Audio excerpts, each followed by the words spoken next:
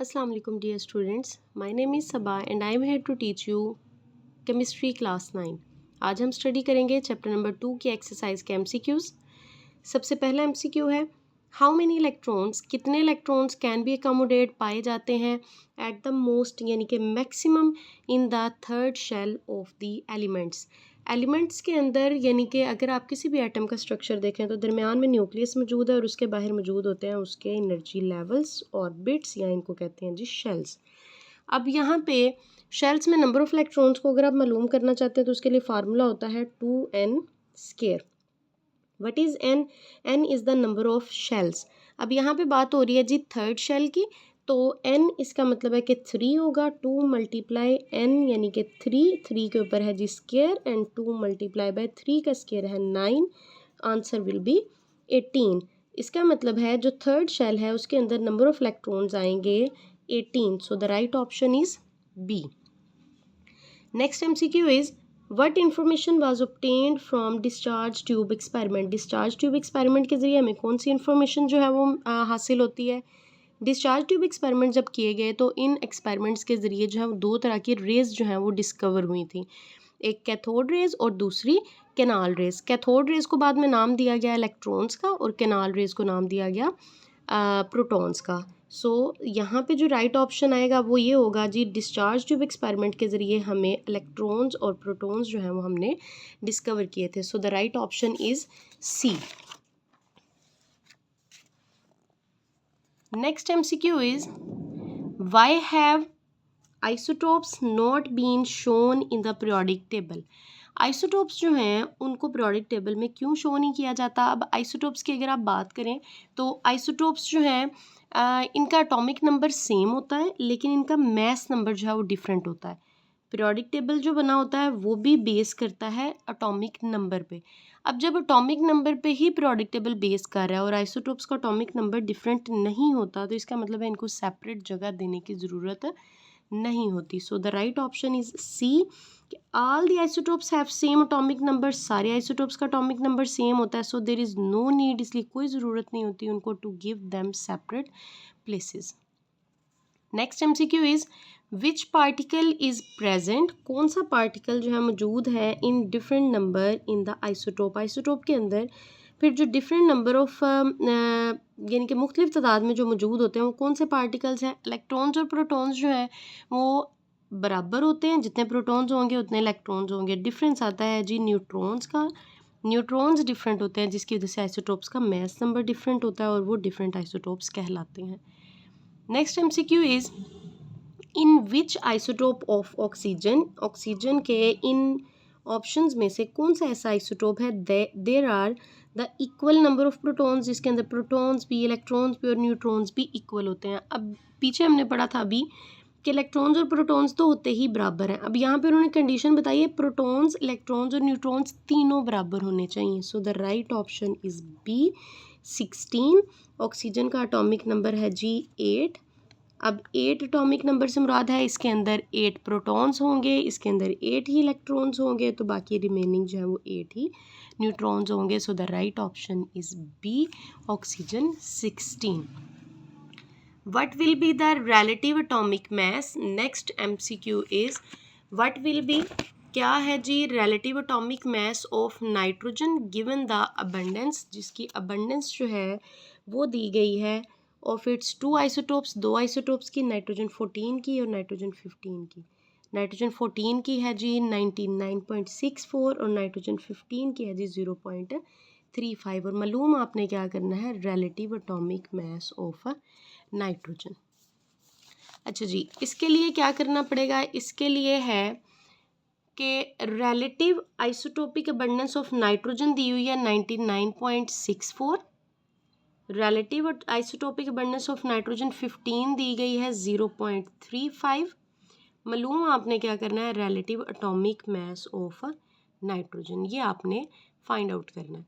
अब फार्मूला है हमारे पास रिलेटिव एटॉमिक मास का कि जो आपके पास मास है relative atomic mass of nitrogen, जो भी आइसोटोप होगा उसको मल्टीप्लाई करेंगे उसकी आइसोटोपिक अबंडेंस के साथ, प्लस दूसरे आइसोटोप का भी सेम इसी तरह मास को उसके अबंडेंस के साथ मल्टीप्लाई करें एंड सो ऑन, जितने भी वो होंगे, and divided all of these are then divided with 100।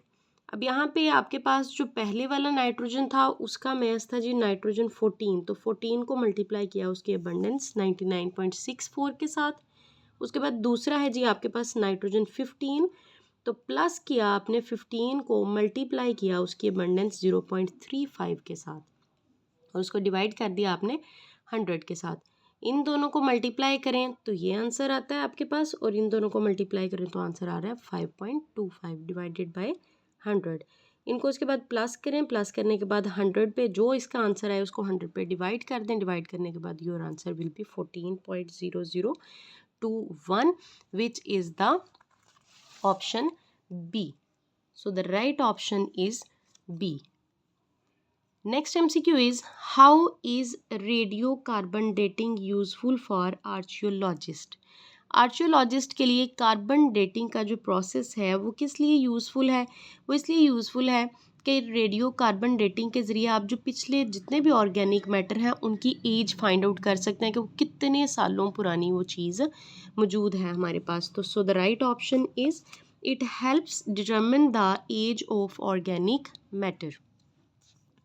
Next MCQ is what does keep the particles present in the nucleus intact?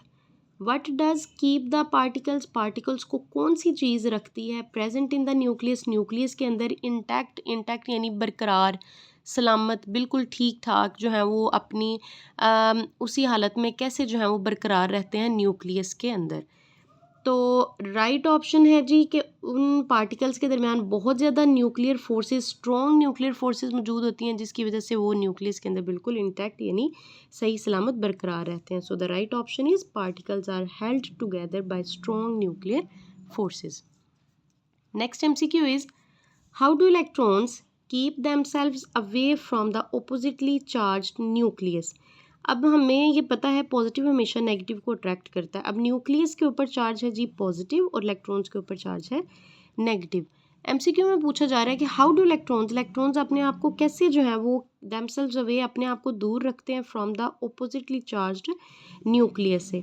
वो अपने आप को दूर रखते हैं जी ऑप्शन बी ठीक ऑप्शन है, by revolving around the nucleus. वो न्यूक्लियस के गिर्द हमेशा इस तरीके से गर्दिश करते रहते हैं और अपने अपने ऑर्बिट्स में गर्दिश करने की वजह से मुसलसल जो है वो उससे दूर रहते हैं इलेक्ट्रॉन्स जो हैं वो ऑपोजिटली चार्ज न्यूक्लियस से।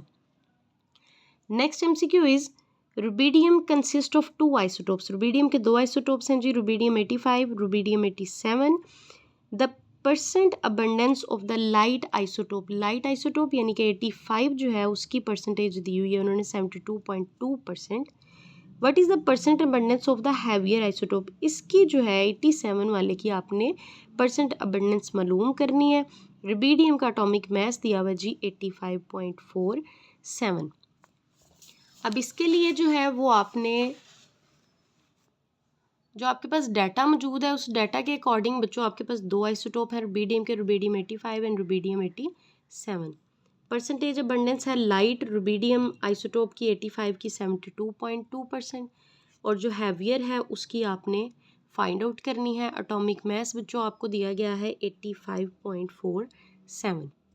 अब फार्मूला आपके पास फिर से वही है, relative atomic mass find out करना है आपने और उसके लिए M1 P1 plus M2 P2 plus M3 P3 इसी तरह जो है वो जितने आइसोटोप्स हों उतने आप मल्टीप्लाई करते जाएं और उनके सम को जो है उसके बाद डिवाइड कर दें 100 के साथ। अब यहाँ पे रिलेटिव एटॉमिक मास दिया हुआ है जी 85.47 इक्वल है यहाँ पे आपके पास जो मास M1 था रुबीडियम का 85 उसकी परसेंटेज को मल्टीप्लाई किया प्लस दूसरा मास था 87 और उसकी अबंडेंस आपने मालूम करनी है डिवाइडेड बाय 100।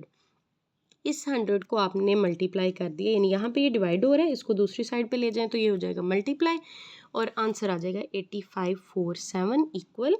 बाकी इन दो वैल्यूज़ को आपस में मल्टीप्लाई करें तो आंसर आ रहा है 6137 प्लस ये इसी तरीके से नीचे आ गया। अब ये यहाँ पे आपस में प्लस हो रहे हैं, ये इस साइड पे चला जाएगा तो ये हो जाएगा माइनस, माइनस होने के बाद दूसरी साइड पे वैल्यू रही वैसे ही, माइनस करने के बाद आंसर आया 24,110 और ये वाली वैल्यू वैसे ही है। अब आपने यहाँ पे P2 मालूम करना है, P2 के साथ मल्टीप्लाई हो रहा है 87 दूसरी साइड पे जाके क्या हो जाएगा डिवाइड हो जाएगा, और जब ये डिवाइड होगा तो आंसर आया है जी 27.8%। ये आपकी आ गई रिलेटिव अबंडेंस।